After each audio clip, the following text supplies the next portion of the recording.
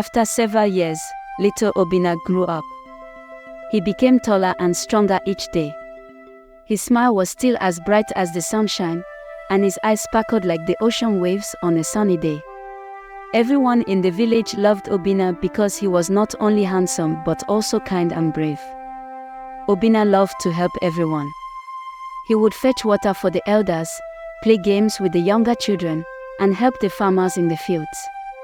His laughter was like music, and it made people feel happy even on tough days. The villagers often talked about how Obinna had grown into a very handsome man. His mother, Adana the village priestess, watched him with pride and joy. She knew that Obinna was special, not just because of his looks, but because of his big heart. Obinna cared a lot about his village and always thought about how he could make things better for everyone. He learned from his mother how to be strong and caring, and from his village how to work hard and stay hopeful. As Obinna grew up, everyone knew he was going to do great things. They believed that just like his mother had saved the village once, Obinna too would be there to protect and lead them someday. And as Obinna smiled at his friends and family, he felt ready to face whatever came next, because he loved his village and wanted to keep it safe and happy. One sunny morning, the entire village came together to remember two very special people, the king's son and Adana's father. Both had been loved by everyone, and the village felt it was important to honor their memories after what happened during the famine that took place in the village. In the middle of the village, near the big mango tree, people set up colorful canopies and wore beautiful dresses. They brought drums, flutes, and other musical instruments to play and dance.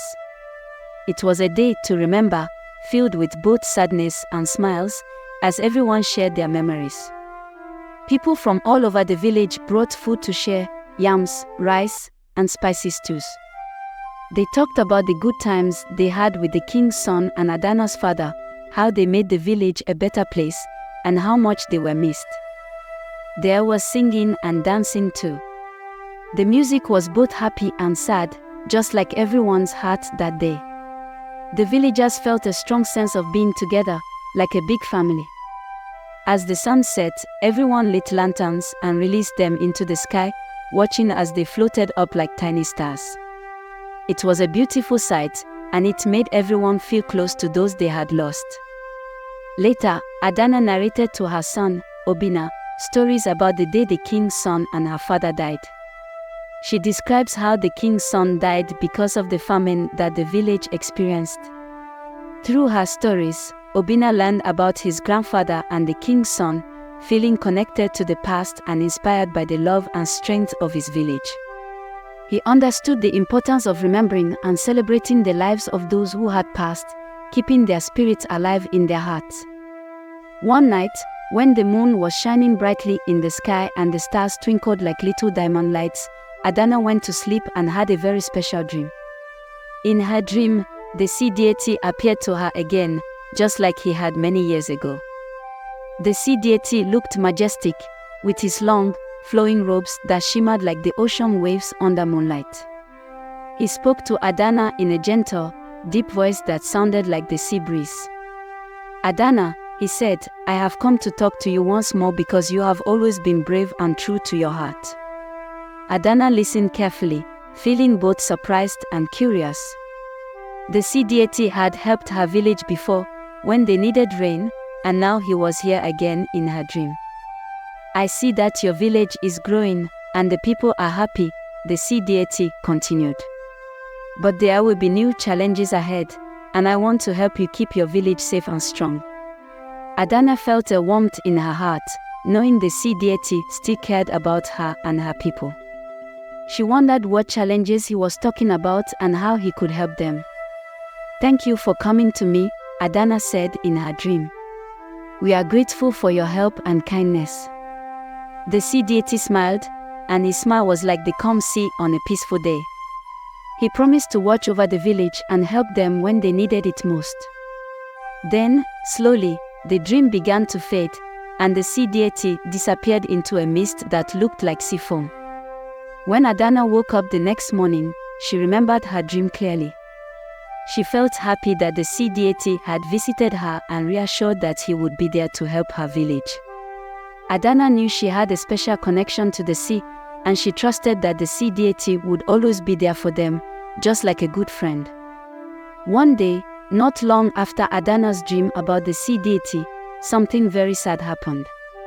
Adana's village, Ogeda, was peaceful and sunny in the morning, but by afternoon, it wasn't quiet anymore. The nearby village called Banku decided to come to Ogeda.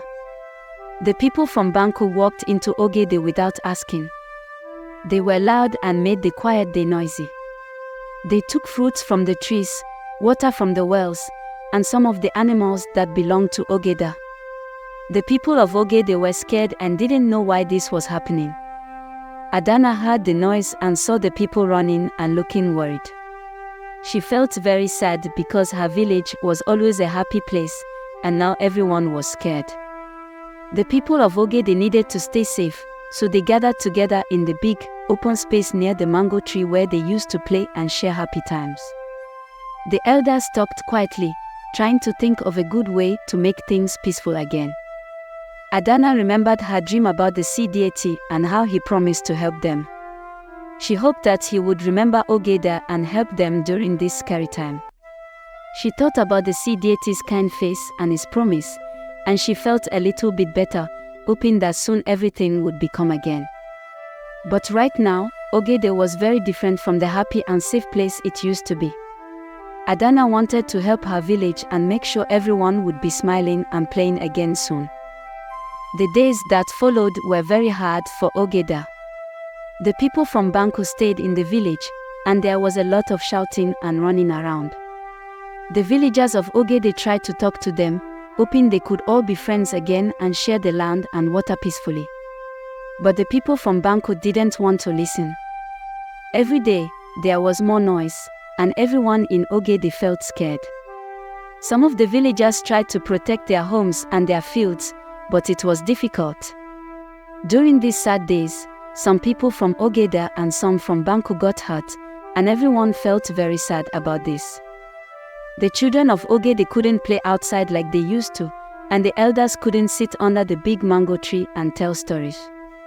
Everyone stayed close to their homes, wishing for the days when they could laugh and share stories again. One morning, after many hard days and fighting, the king of Ogede called Adana to his big house. He was very sad about the fighting and how unhappy the people were. The king sat down near Adana and looked at her with a serious face. "Adana," the king said slowly, "you have always been our village's helper, talking to the sea deity. We need your help again. Can you go to the sea and ask the sea deity to help us? We need peace back in our village, so our children can play and our people can be happy again." Adana nodded. She felt a big responsibility to help her village. She remembered the sea deity's promise in her dream, to help when they needed it most. "Yes, King," Adana replied with a gentle voice. "I will go to the sea and talk to the sea deity. I will ask him to help us stop the fighting and bring peace to Ogeda." The king smiled a little, feeling hopeful. "Thank you, Adana. You have a kind heart. We all trust you very much." Adana felt brave and ready to help her village. She knew it was a big job, but she also knew she was not alone because the sea deity had promised to help. The villagers watched as Adana walked towards the sea, carrying their hopes with her. They all wished for peace and happiness to come back to Ogeda, a place where everyone used to smile and share good times together. Adana walked to the sea, feeling the soft sand under her feet and hearing the waves splash gently. It was a long walk, but she was determined to talk to the sea deity and ask for his help. The sun was setting, making the sky look like a big, beautiful painting of oranges and pinks. When she reached the water, Adana closed her eyes and began to sing the special song that the sea deity loved. The waves seemed to listen and danced along with her tune. After her song, she spoke into the sea breeze, "Dear sea deity, please hear my call. Our village, Ogeda, needs your help more than ever." The sea seemed to pause, And then, in a swirl of sea foam, the sea deity appeared before Adana. His presence was calm and strong, like the deepest part of the ocean. "Adana, I have heard your call," the sea deity's voice echoed around her. "You have been brave and true to your people. There is only one way to bring peace back to Ogeda. You must bring Obina, the son of the sea, to the village. He is the only one who can end this fight." Adana felt a mix of surprise and worry. Obina was still a young boy, and she wanted to keep him safe. But she also trusted the sea deity and knew he was wise. "Thank you, sea deity," Adana said with a deep breath. "I will bring Obina to help our village." The sea deity nodded, and with another wave, he disappeared back into the sea. Adana turned and walked back home, thinking about how to explain everything to Obina. She knew this was a big thing to ask of her son, but she also knew that Obina had a special connection to the sea, just like her. As she walked under the starry sky, Adana felt hopeful. She believed that Obina could help bring peace back to Ogeda, where everyone could once again be happy and safe. When Adana returned from the sea, she went straight to find Obina. The sky was dark now, filled with twinkling stars, and the air was cool and gentle. "Obina, my dear," Adana said, sitting down next to him. "I have something very important to tell you." Obina looked up at his mother, curious about what she was going to say. "The sea deity spoke to me today," Adana continued, her voice soft but serious. "Our village needs help, and the sea deity said you are the only one who can stop the fighting and bring peace." Obina listened carefully. He was surprised but also felt a big feeling in his heart, like he wanted to do something good. "Will you help our village, Obina? Will you help stop the fighting so that all the children can play safely again?" Adana asked, looking into his eyes. Obina thought about all the kids in the village, how they couldn't play outside anymore. He didn't want them to be scared or sad. "Yes, Mama," Obina said, nodding his head. "I will help. I want everyone to be happy again." Adana smiled and hugged Obina tightly. "Thank you, my brave boy. We will go together, and I will be with you every step of the way." Obina felt brave with his mother by his side. He was ready to do whatever he could to help his village. Together, they planned to go to the village elders in the morning and tell them what the sea deity said and how Obina was ready to help bring peace to everyone in Ogeda. The next morning, Adana took Obina's hand, and they walked together to the place where the village elders and the king met. It was a big, open space near the tall Iroko tree, where important meetings always happened. The sun was shining brightly, and the birds were singing, but the mood was serious because everyone was worried about the village. When they arrived, all the elders and the king were already sitting in a circle, talking softly about the problems in the village. They looked up as Adana and Obina approached. "Good morning, everyone," Adana greeted them with a respectful nod. "We have something very important to share with you, something the sea deity has told us." The king waved them closer. "Please, Adana, tell us what you know. We need any help we can get." Adana explained how she had gone to the sea and spoken with the sea deity. "He told me that Obina, our son, is the only one who can bring peace back to Ogeda. He has the power to end the fighting and make everyone feel safe again." The elders and the king listened carefully. They looked at Obina, who stood bravely next to his mother. Obina felt a little nervous with so many eyes on him, but he remembered his promise to help the village.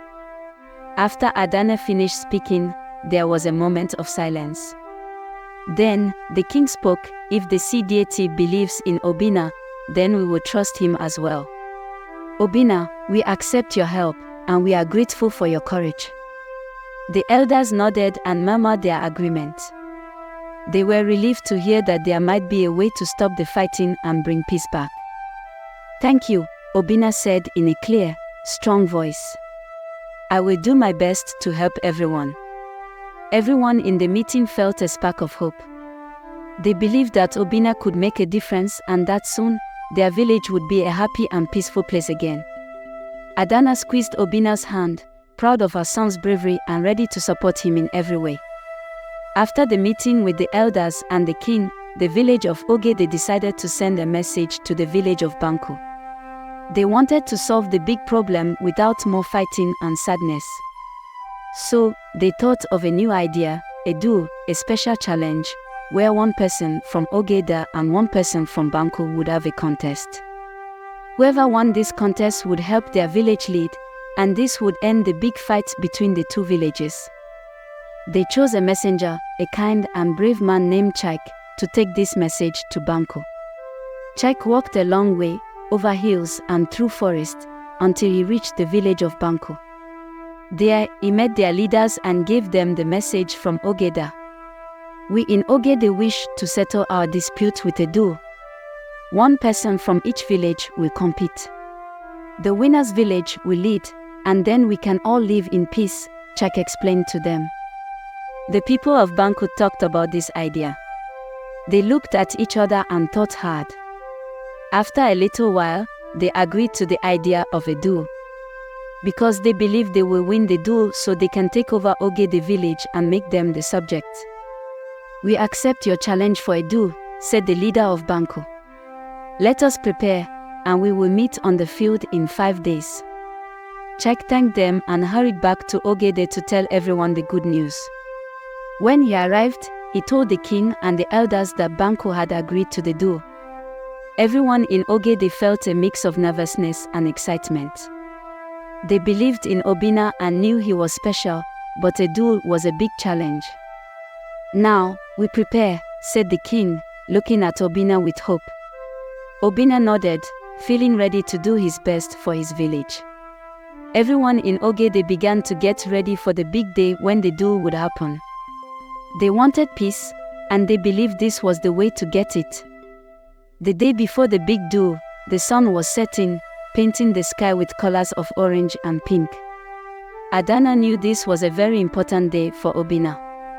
She held his hand and said, "Come, my son, we need to visit the sea deity to ask for his blessings and power for tomorrow's challenge." Obina, feeling a mix of excitement and nerves, followed his mother.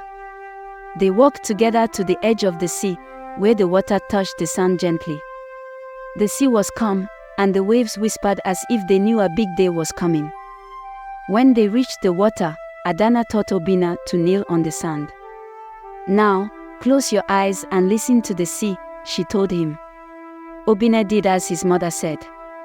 He closed his eyes, and he could feel the cool breeze and hear the soft sounds of water moving back and forth. Adana spoke to the sea, "Great sea deity, here is Obina, the son you blessed me with. Tomorrow, he faces a big challenge. We ask for your blessings and your strength to fill him, so he can bring peace to our village." As they spoke, the sea seemed to respond. The waves grew a little stronger and came up to touch Obina's feet, wrapping around them like a warm hug. Obina felt a tingle of energy rush through him. It was as if the sea was giving him a part of its power. They stayed there for a while, feeling the peacefulness of the sea. When it was time to go back home, Obina felt different, stronger, and more confident. He knew the sea deity was with him. Adana looked at her son with pride. "You are ready, Obina," she said softly as they walked back to their village under the starry sky. They both felt calm, ready for the big day when Obina would stand for his village, hoping to bring peace at last. The next morning, the sun woke up early, shining brightly as if it knew something special was happening today. It was the day of the duel, the day Obina would fight for peace for his village, Ogeda. People from Ogeda and the nearby village, Banku, were getting ready to come to the big field where the duel would happen. People from both villages started arriving. Some carried drums, others carried flags, and everyone was talking about the duel. The people of Ogede wore bright clothes and cheered loudly for Obina. They believed in him and wanted him to win.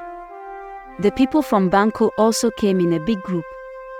They were strong and proud, and they brought their best fighter, a giant man, big and tall, who looked very strong. He was going to fight against Obinna. The field was set. There was a big circle drawn on the ground where Obinna and the giant from Banku would stand to fight. Everyone gathered around, leaving space for the duo. Obinna stood tall, feeling the power from the sea filling him. He looked at the giant and was not scared. The drum started to beat, and the duel began. The first round started. Obinna and the giant moved around, trying to push each other out of the circle. The giant was very strong, but Obinna was quick and smart. The first round ended, and nobody had won yet. The second round was tougher. The giant tried to grab Obinna, but Obinna slipped away like a fish in water. The people of Ogede cheered louder, clapping and shouting Obinna's name. In the third round, the giant seemed to get tired. He was not used to moving so much and so fast. Obinna saw this and used it to his advantage. He was still full of energy, thanks to the sea deity's power. The fourth round was the most exciting. Everyone was holding their breath, watching closely. Obinna moved like the wind, and with a clever trick, he finally pushed the giant out of the circle. The people of Ogede erupted in cheers. Obinna had won the duel. The people of Banku were quiet, but they knew the duel was fair. They nodded in respect to Obinna, accepting the peace and Ogede to rule over them. Obinna stood proud and happy, knowing he had brought peace to his village and to Banku. The people of both villages clapped and started talking about living together in peace. It was a happy day, a day of victory and new friendships. And Obinna, the son of the sea deity, became the savior of the village. The moral of this story is that sometimes we may face difficult choices in life, but if we make them with love and courage, they can lead to wonderful things. Adana had to make a hard decision to help her village, but her sacrifice brought rain and happiness back to her community. It teaches us that selflessness and bravery can make a big difference, even in tough times. My advice to you is to always remember the importance of kindness and compassion. When we care for others and work together, we can overcome any challenge that comes our way. And just like Obinna brought hope to his village, each of us has the power to make a positive impact on the world around us. So, let's always choose love and courage in everything we do. Subscribe, like this video and share it with your loved ones.